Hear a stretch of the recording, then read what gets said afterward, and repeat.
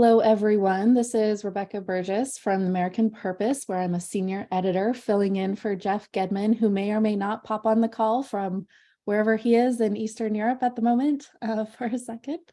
Thank you all very much for joining us today for what is going to be a real treat of a conversation, how Japan wrestles with refugees, immigration, and identity.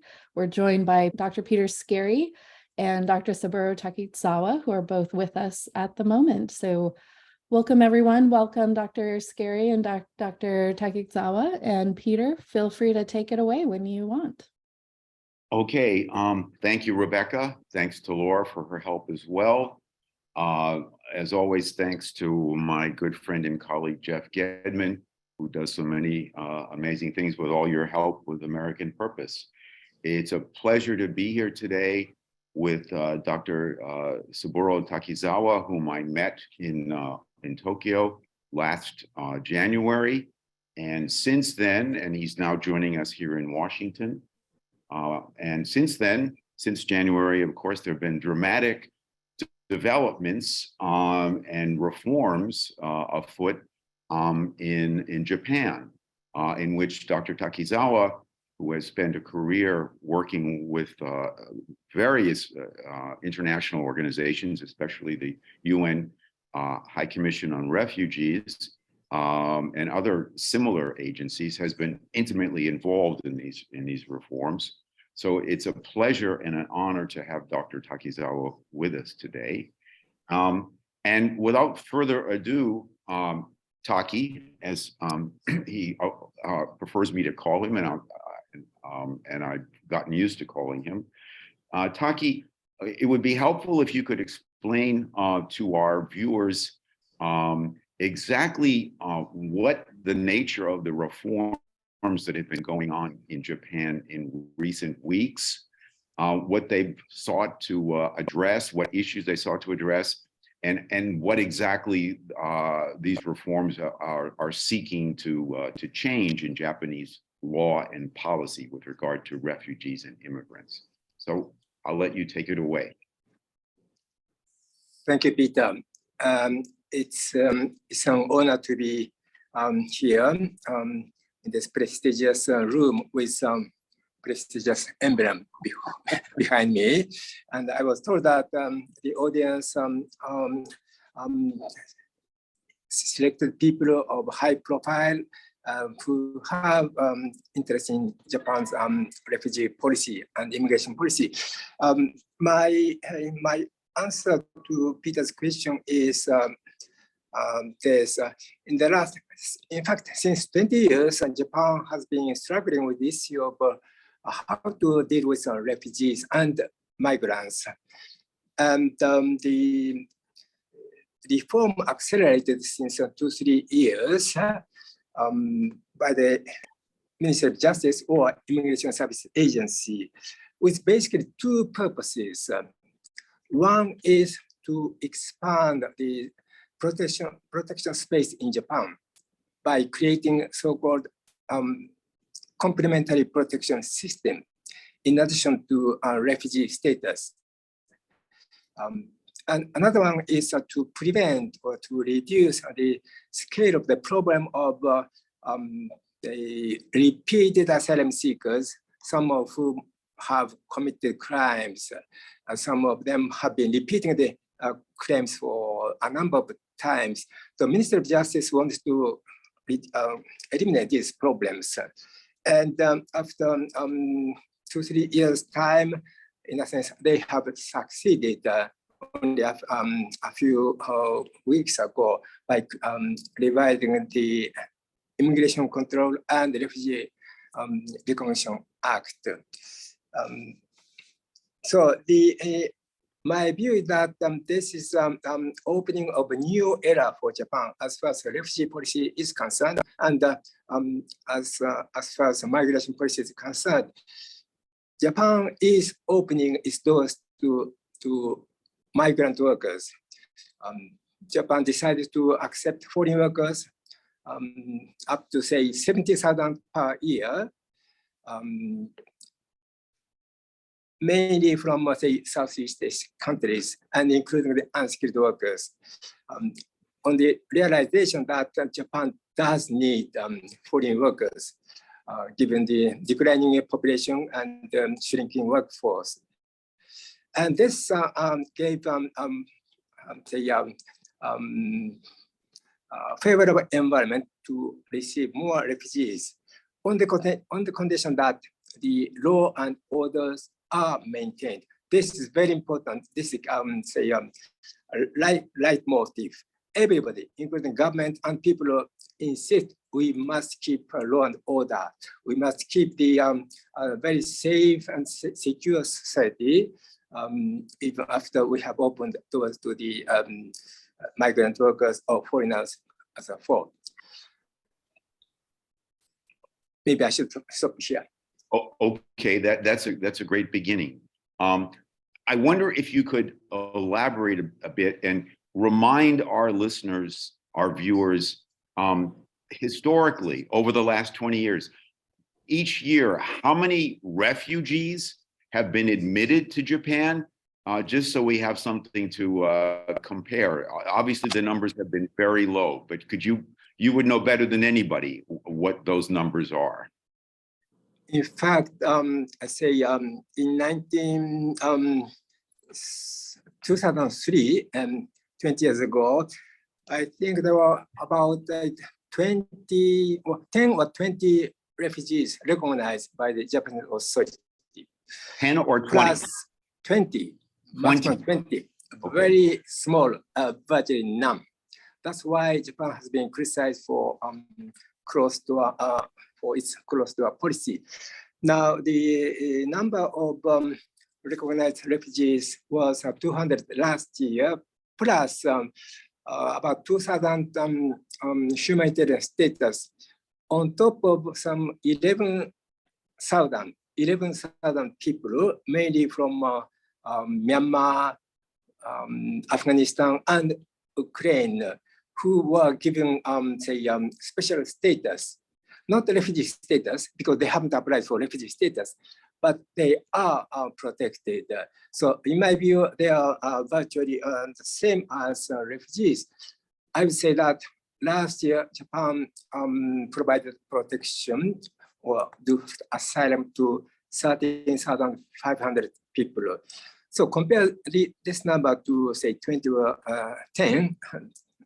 years ago. It's a dramatic change, particularly the last year. The change was remarkable.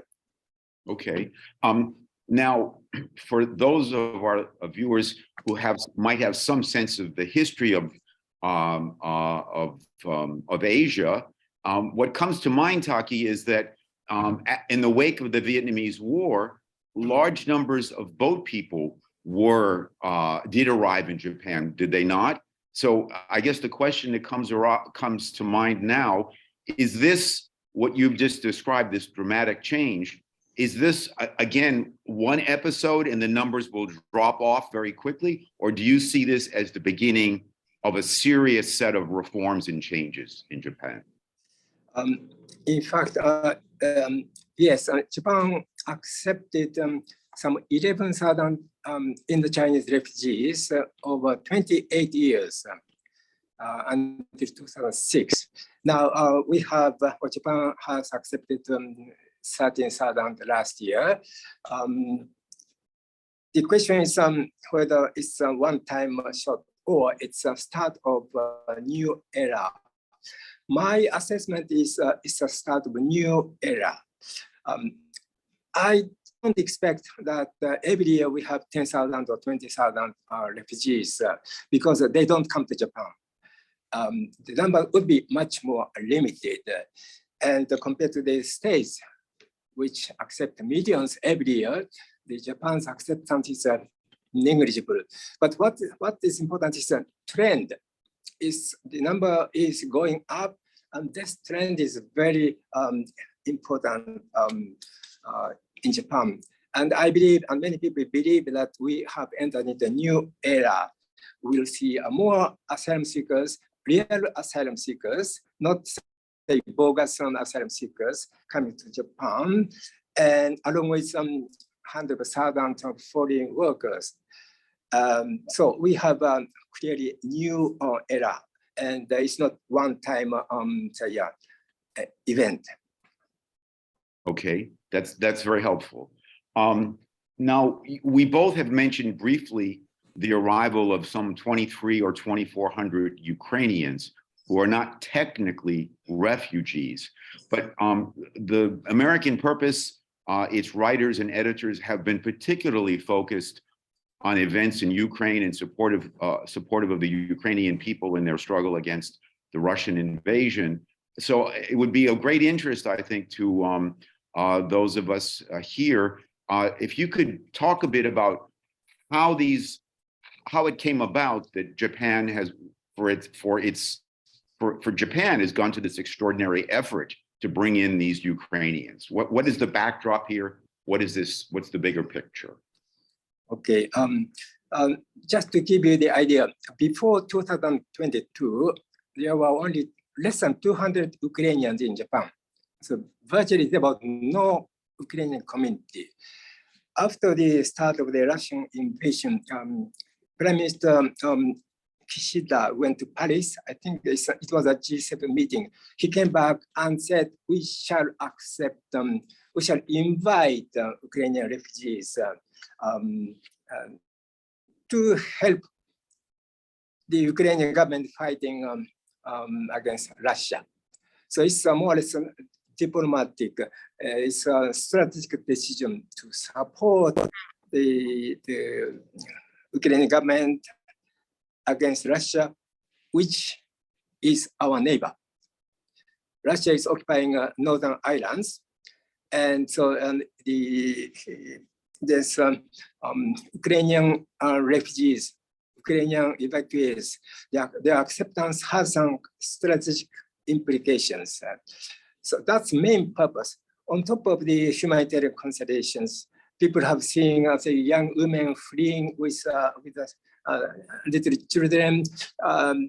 There was a strong compassion, very strong anger against Russia, and strong anxiety. What would happen in Japan? So the decisions were supported fully by the general public. There was almost Ukrainian aid boom. There was 1,700 offers of assistance made by the smaller towns, cities, universities, companies, NGOs. It was phenomenal, and it had never happened. It had not happened during the Indo-Chinese refugee crisis. So it was a combination of a strategic decision by the Prime Minister, plus a strong support of the general public. Okay, thank you. Playing the role of the friendly skeptic, let me ask you, does this bringing in of 2,400 Ukrainians like this, is this not another possible one-off? Is this not a reflection of rather profound unease, if not hostility, between Japan and Russia that goes back to World War II and the occupation of the Northern Islands, or even further back to the Russo-Japanese War at the beginning of the 20th century? Is this another one-off, Taki? You see, the Ukrainians' case is very unique. First of all, most of the Ukrainians may wish to go home once hostility stops, because they leave their husbands, fathers behind, and nobody wants to be separated. So I think I have spoken to a number of the Ukrainians. I think they want to go back as soon as possible. So they are not sure what happened, how long they should wait. And if they have to wait longer, what they should do. They are very undecided. They are asking themselves, what should I do? So these people are different from other, say, asylum seekers who basically want to stay in Japan for many years to come. So despite this, the government has been providing a lot of assistance to the Ukrainians, perhaps better treatments than recognized refugees. And the government doesn't know how long they will stay in Japan. So there is a lot of uncertainty about their future. One thing interesting is only six Ukrainians have applied for refugee status. Six? The rest, only 6 out of 2,400. I think I spoke with one of the young Ukrainians. She said, "We don't want to be called a refugee. We are not a refugee." You know, this is very interesting. Yes. So only 6 out of 2,400. That also suggests that they may go home as soon as hostilities is finished, particularly given the very alien country, language-wise, culture-wise, religion-wise, everything is different. For them, it's not a very comfortable place to live. The Ukrainian community has been small. Even now, we have more than 2,000. Many of them are isolated. They are not united. So I think this gives many people that I want to go home and to be united with my husband. And so that's is the general the environment. I don't think they will wish to stay in Japan for decades to come. So that's a very unique case. Okay, so that's very helpful and enlightening response. So I would conclude from that, from what you've just laid out, that those of us outside Japan should not look to this Ukrainian example as part of necessarily of the dramatic changes that you've talked about in law and policy with regard to refugees more generally. This is somewhat of a side event. Is that fair to say? I would think so.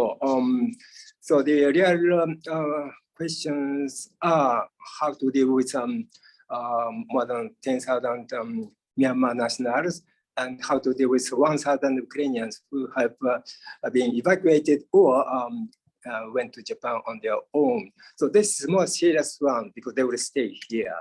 Okay. Nonetheless, the arrival of the Ukrainians have changed the notion of refugee in Japan.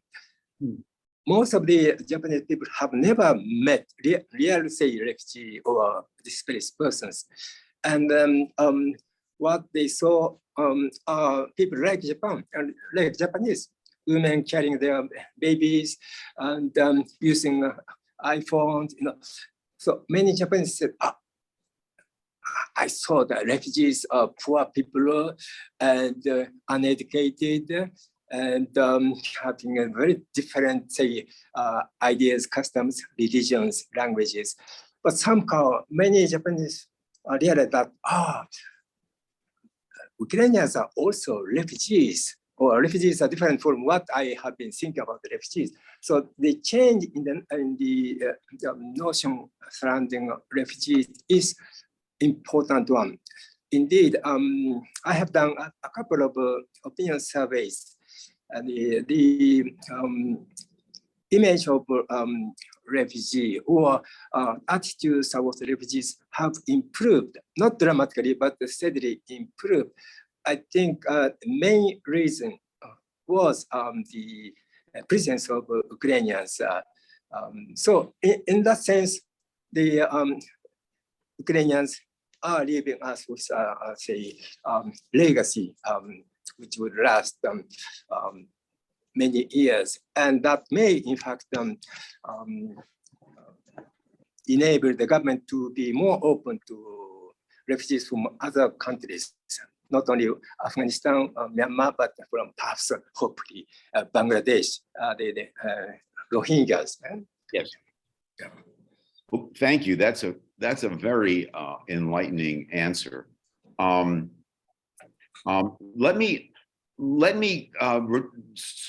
change topics slightly and talk about how Japan deals with newcomers, whether we're talking about refugees or immigrants. And in your opening remarks, you talked about the importance of law and order in Japan. Now, I'm sure that got the attention of our American participants.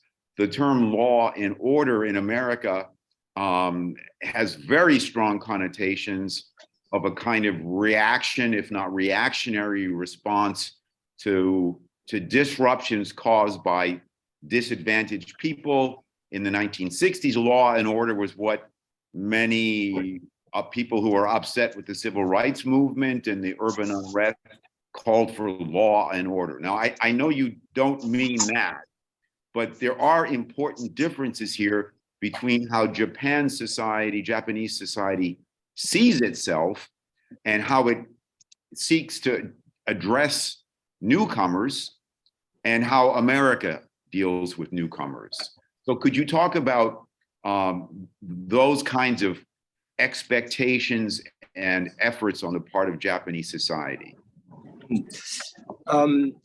I think the one clear characteristic of Japan society is discipline. Everything is disciplined, starting from following the traffic rules to social norms. You never bother your neighbor. Separate garbages.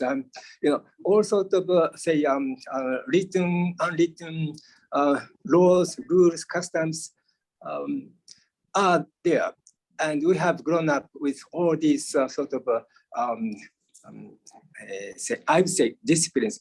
Everybody's disciplined. If you go to a station, you'll see people lined up without any confusion. This prevalence of discipline in Japan society has kept the society very safe and secure, and we have been enjoying this. People have realized that Japan is a very safe society. Now, their concern, my concern is that the arrival of a large number of foreign people may disturb this, disciplined society. It's not that the Japanese people are racist. They don't care much about the color or religion, but they do care. Do they follow our rules? Do they follow our customs so that we can live together? So when I mentioned to some people that we should keep disciplined humanitarianism, I mean by discipline, this attitude, let's follow rules, customs, so that we can live together. So when I said law and order is perhaps too strong, but I would change it to discipline. I was talking to I run marathon. Yes. And to be a good marathon runner, you need plenty of discipline. You have to discipline everything, your body, your ideas, and then you can have a good record. The same, society should be disciplined. Everybody should follow certain discipline. And by doing so, people can respect each other and society can be stable. And I think that's what Japan should be proud of. I'm proud of that. And the Japanese people are becoming more aware. We are quite disciplined people. They see, scenes of violence in the States or in Europe, and they have never seen such in Japan. And they value the disciplined approach as perhaps one of the most strong attributes of the Japanese society and Japanese people. Okay, I think that's very a very helpful and elaborate answer to help give us a sense of Japanese society and the difference between Japanese society and the United States. I think it's fair to say, and I don't think I would get too many objections from too many people if I said Americans are not really preoccupied with discipline. I think that's fair to say. But Taki, I wonder if you could be a bit more specific about the kinds of expectations or programs, but especially the expectations that Japanese people, Japanese government agencies, or local civic efforts, what kind of expectations do they have for migrants, immigrants or refugees? What do they expect them to do, or how do they help them adapt to this disciplined society? Can you offer some more specific examples? I think that would be helpful. I would say that the expectation is, there are several expectations. One is to expect them to understand the Japanese way of say thinking and the way of say behaving, such as do not disturb your neighbor and don't make too much noise. This is one. So we expect them to learn how to live in Japan. Yeah. This is one. Another one is we expect them to learn, to study, to develop themselves to be self-reliance, to self-help. The notion of self-help is very strong in Japanese society. It's even the core, say, principle of Japanese official development assistance. We stress you should try to be independent. We help you to be independent. That means you have to study a lot, you have to think a lot, you have to do a lot of effort. So the Japanese government and Japanese people expect the migrants, workers, the refugees don't stay idle. Try to develop your career so that you can live with other Japanese who are also struggling to improve themselves. The notion of self-reliance and education and development is the second expectation. And third one is there's also a reflection among the Japanese that we should not only impose our way of thinking to the newcomers, we should also understand their way of thinking, their culture, their religions, in such a way that we can live it together. In the past, Japanese simply demanded that you should follow our way of thinking. But I think nowadays, particularly young generation, consider that we have to also understand their way of thinking. So in a sense, it's better much. Both of us should respect each other. Both of us should understand each other. This is the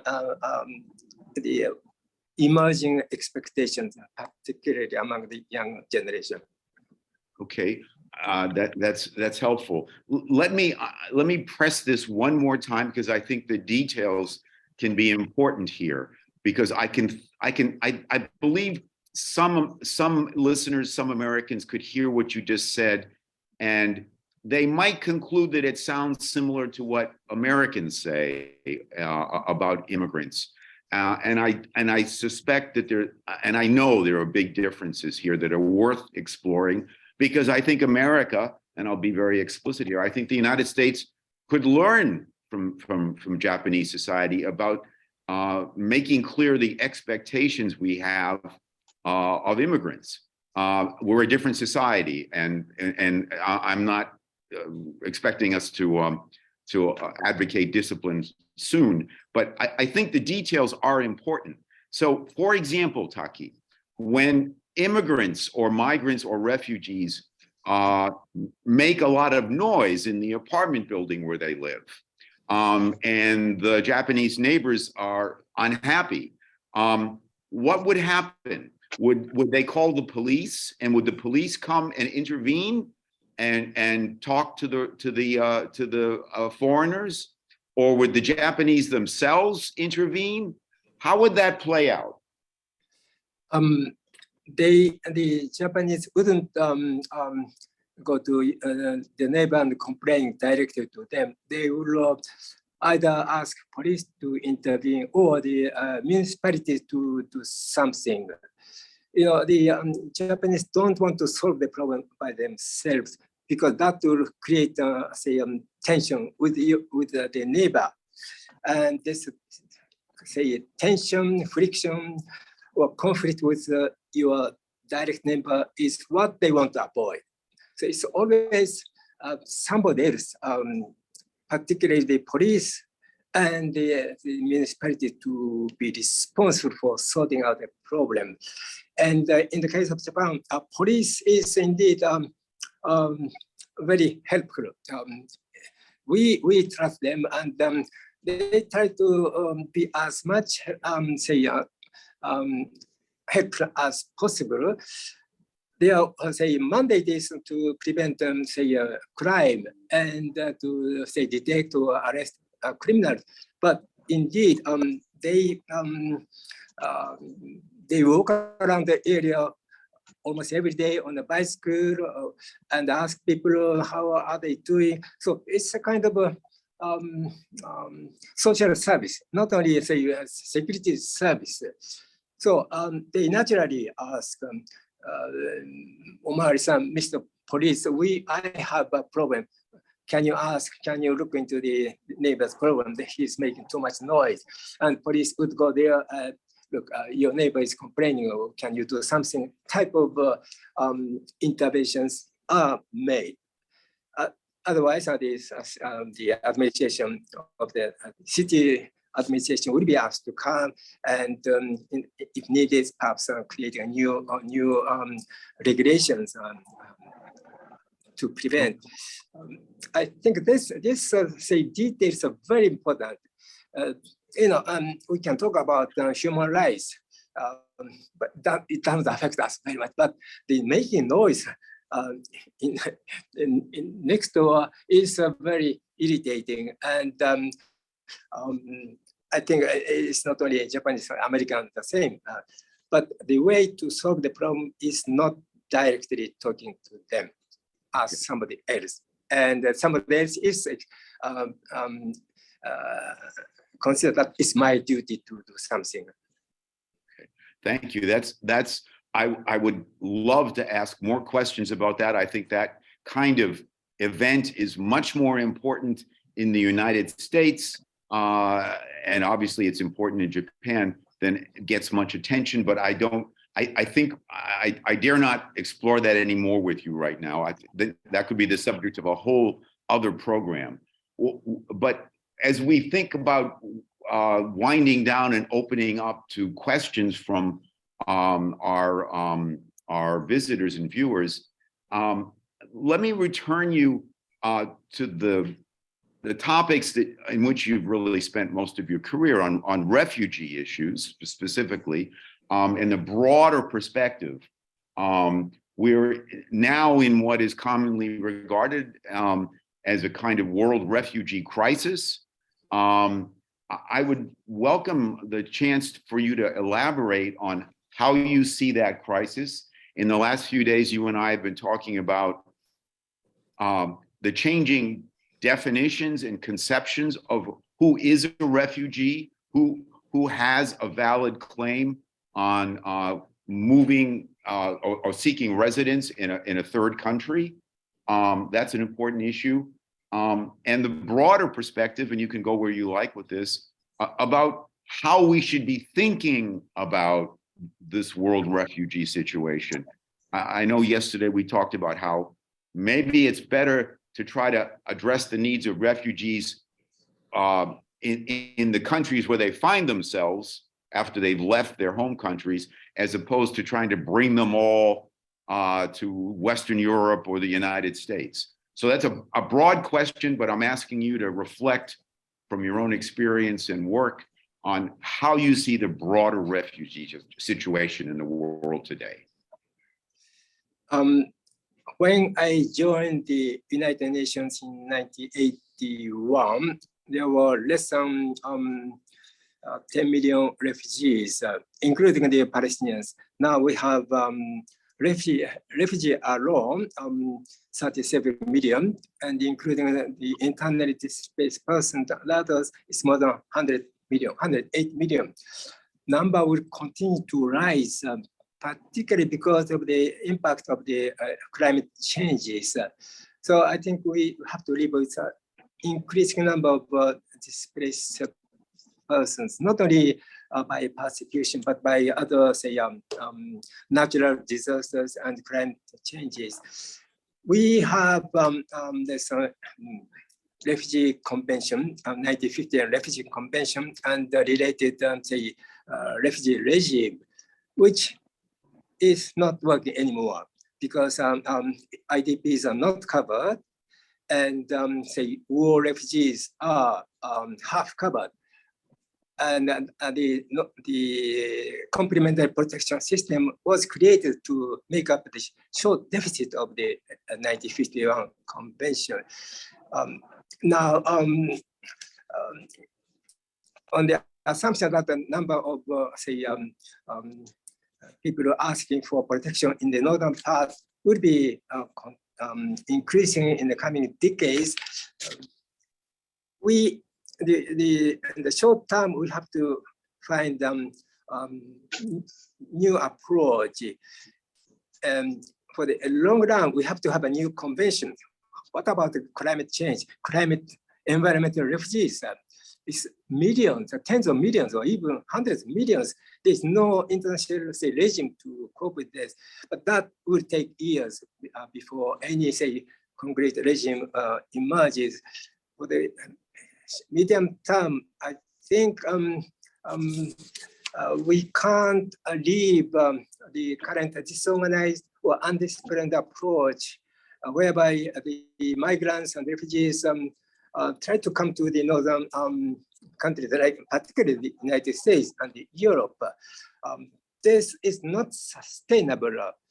Many say humanitarian work, advocates said we should accept them because they are in need. But we can't forget about the nationals of the receiving countries, like many citizens in the States, European citizens who are seeing more and more people coming in a disorganized manner, in an undisciplined manner, without any sort of, say, selection. I have completed a translation of a book written by Paul Collier and Alexander Bett, Refuge, which was published in 2017. Now, the translated book will come out next month. That book is very suggestive. The notion that it makes no economic sense to spend, say, $10,000 per person in Europe to help a refugee, while spending less than $100 for refugees in the developing countries. If we say spend the money, billions of dollars in northern countries, if we spend the same amount of money in developed countries, which host 70–80% of the refugees, that is much better. We can help more people with more services. So obviously, Paul Collier is an economist, and so it's not typical. But I think this is the way. Economic solution to the refugee problem is the way to go. Specifically, what Paul Collier and Alexander Bett suggest is to invest in the first country of asylum, such as Turkey for Syrian refugees, or Lebanon or Jordan.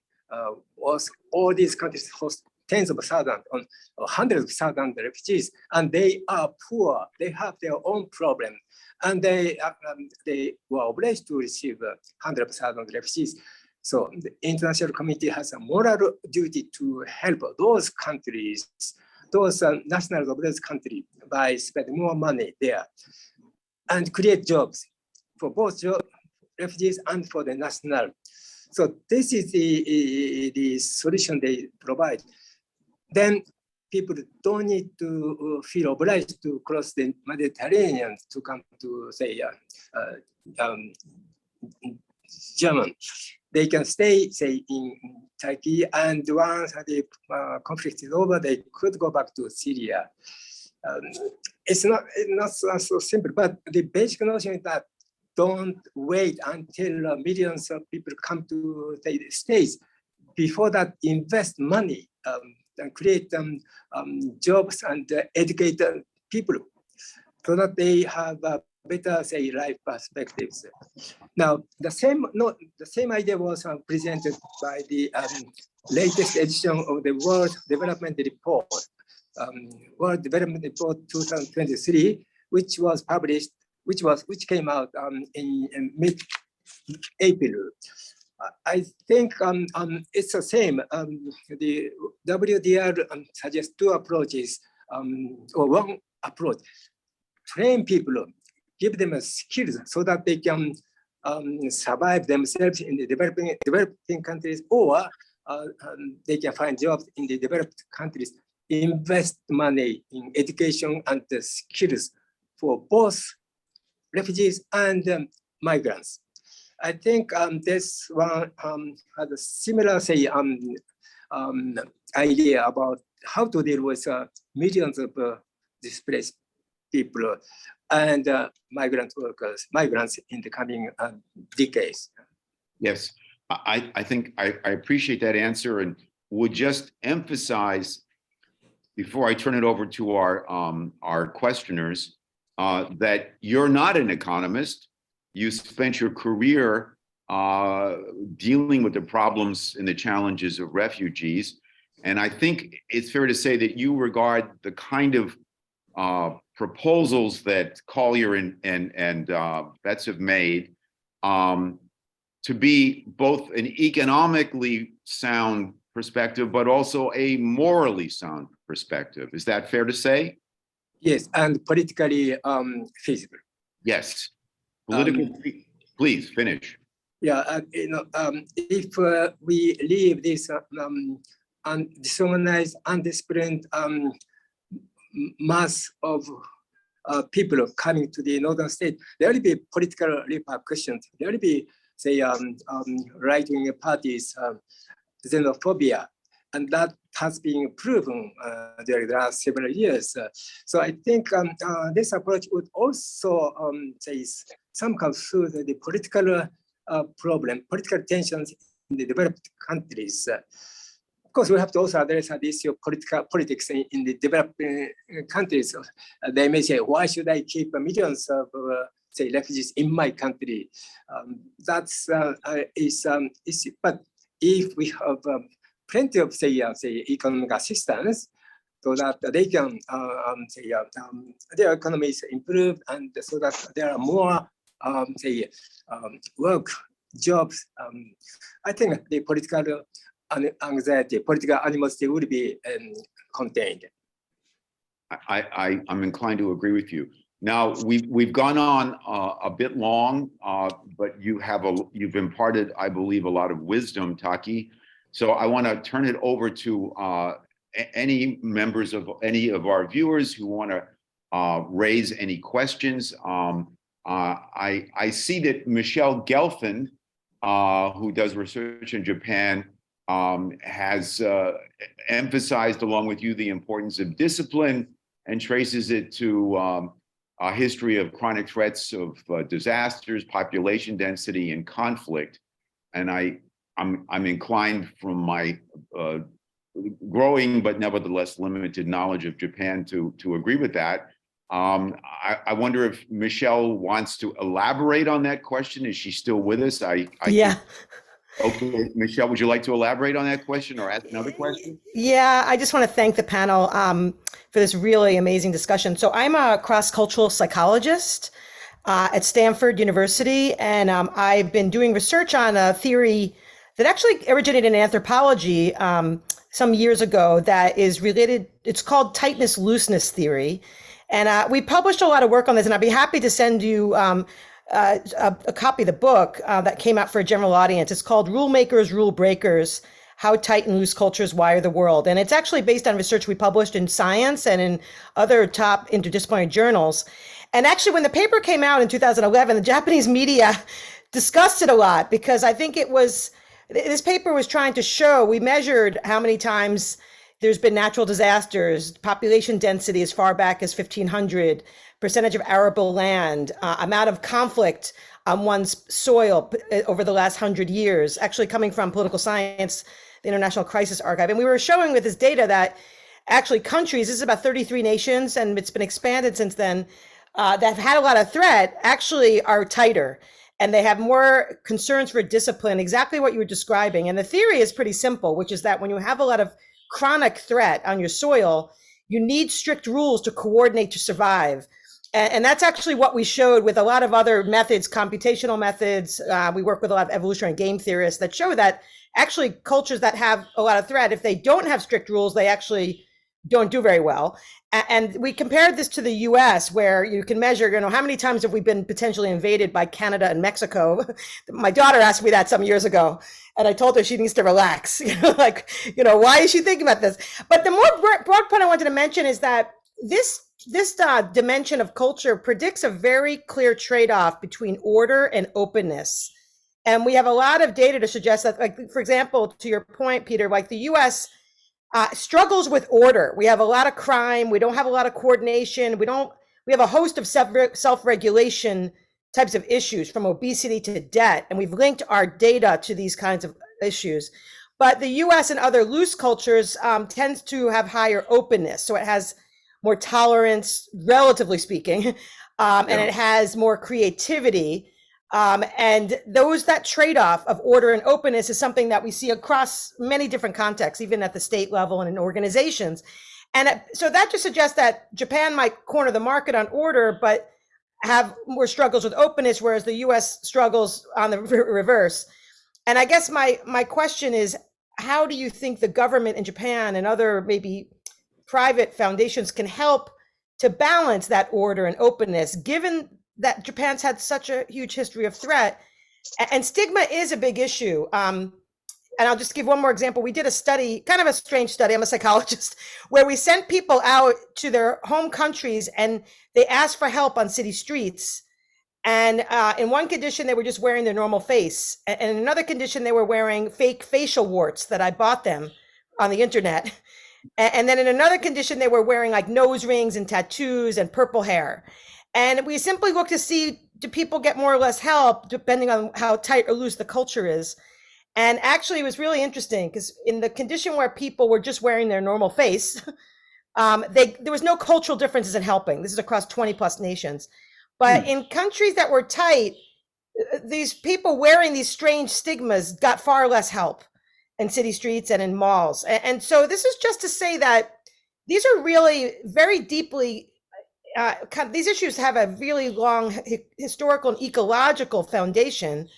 And I wonder how we might think about how do we help shape people's attitudes in Japan now that we have more and more people coming in that are different, where the impulse from an evolutionary point of view is that that's really scary given a lot of threat. And I just wonder whether there's any, kind of acculturation programs happening or other kind of discussions around this issue and how to help manage this kind of tension. Great question. Taki, would you like to respond or reflect on what Michelle just said? It's a very interesting observation. This loose culture and tight culture, and Japan definitely belongs to the tight culture.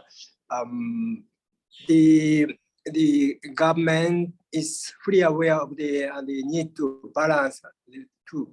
Now they are definitely trying to open the border, while fully aware of the risk there.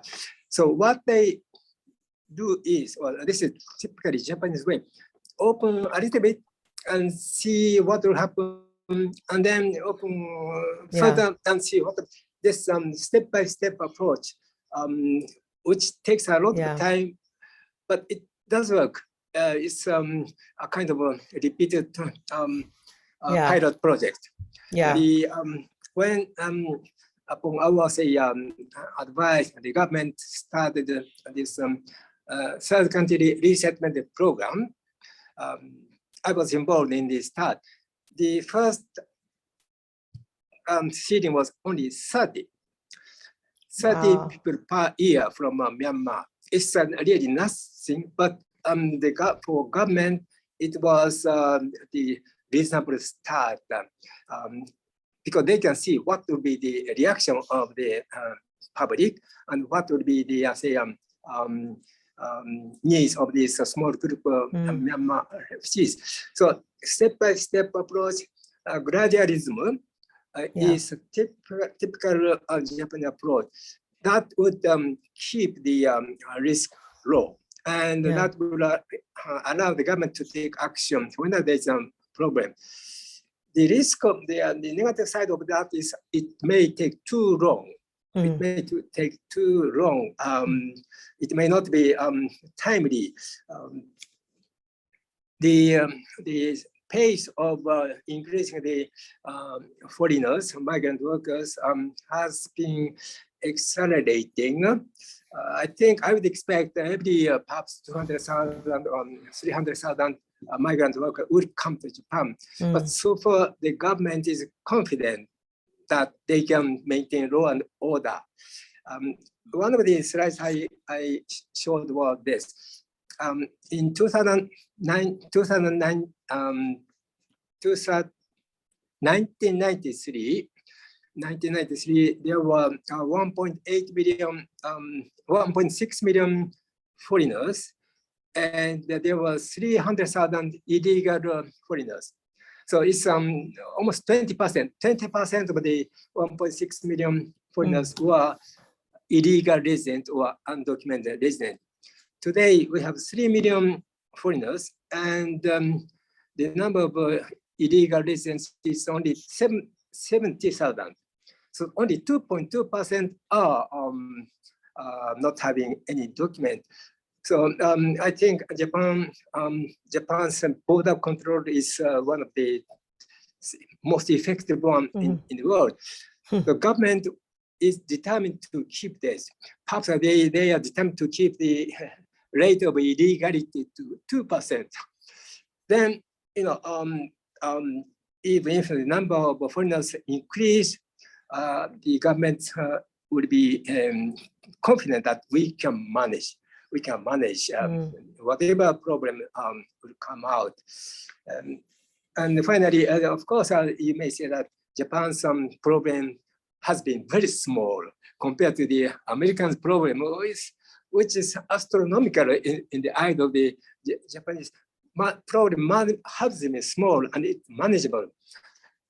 And we started in a let's say in a fortunate position.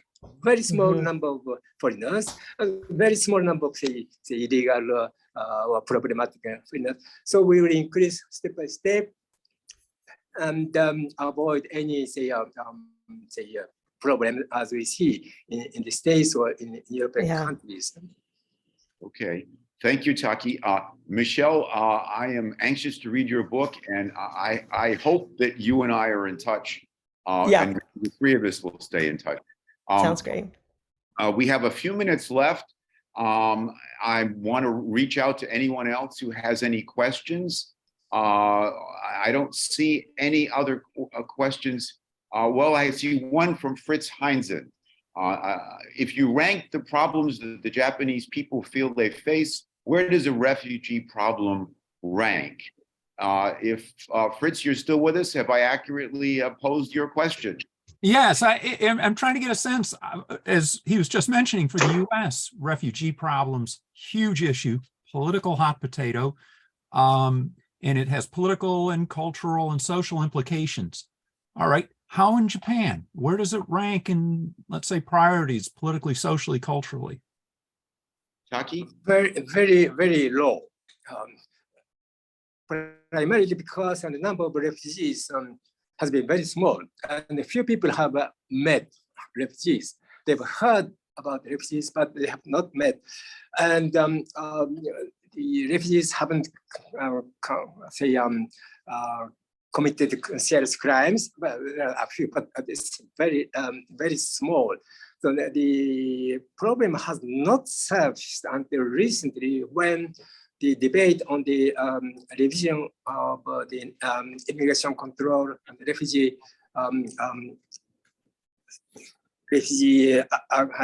Recognition Act was allowed, but still the refugees themselves are not known. The refugees has been very small. Very few national politicians discuss about this.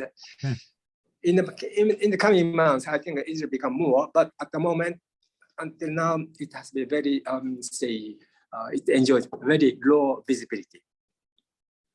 Okay. Thank you. Thank you, Taki. I think we have one more question from, a couple from Susanna Hans. Do you expect to see improvements or expansions coming to the resettlement process in Japan if refugee acceptance increases? Susanna, are you still with us? Yes. Do you want to repose or elaborate on that question briefly? Well, you described like a new era coming to Japanese refugee acceptance, and you also mentioned the pilot refugee resettlement program. Do you expect expansion or different improvements to that program if acceptance increases in the future? I think the resettlement program will grow. Now it's about 60 per year, and we have been advocating for the much bigger one, at least 100. It could be 200. So it will be growing, and that was what the government planned. We started very small one, and we make the bigger ones. And so I think it will be, in my view, that will become one of the pillars of the Japan's refugee policy in the coming years. Okay. Taki, okay, we'll take one more question from my friend and colleague, Michael Jindra, who's an anthropologist in Idaho right now. He asks, given demographic decline in Japan, is there any sense that immigration should be increased other than just for workers? Is there a broader conception of why Japanese needs more people, Taki? Why don't you try to address that directly? Everybody is now aware that we are facing crisis, demographic crisis, and we do need foreign people. Now, there's still, say, a group of, say, right-wing politicians who oppose the notion of immigration, like the United States. When somebody comes to the States, they have more or less permanent residence. Japan doesn't like that. So there will be a 1 year residence permit, and then it will be extended to 2 years, 5 years. So again, gradualism. In this way, the government can prevent the opposition from coming up.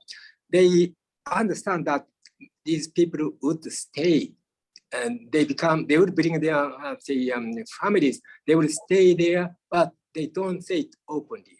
They maintain the myth that these people are temporarily resident in Japan. They would go back in such a way that there is no, say, hostility towards the immigrants. So what they are talking about and what they are thinking about are not the same. So in this case, I think that the use of rhetoric, the use of phrases are used to cover up the true intention of the government that we have to increase the permanent resident. Okay. All right. Well, I think we'll leave it there. I want to thank Jeff Gedman and all the staff at the American Purpose for making these, not just this, but other such events possible. And of course, Dr. Takizawa. This is, in my experience, one of the best and most straightforward and enlightening conversations about migration issues I've been involved with in a long time. And that's a credit to you and your career and your research. So thank you very much. And thank you all for joining us today. I enjoyed this dialogue, this exchange of ideas. Thank you very much. Thank you very much, Peter, and everybody involved. Thank you. Thank you. Bye-bye. Thank you all for joining us. Bye-bye.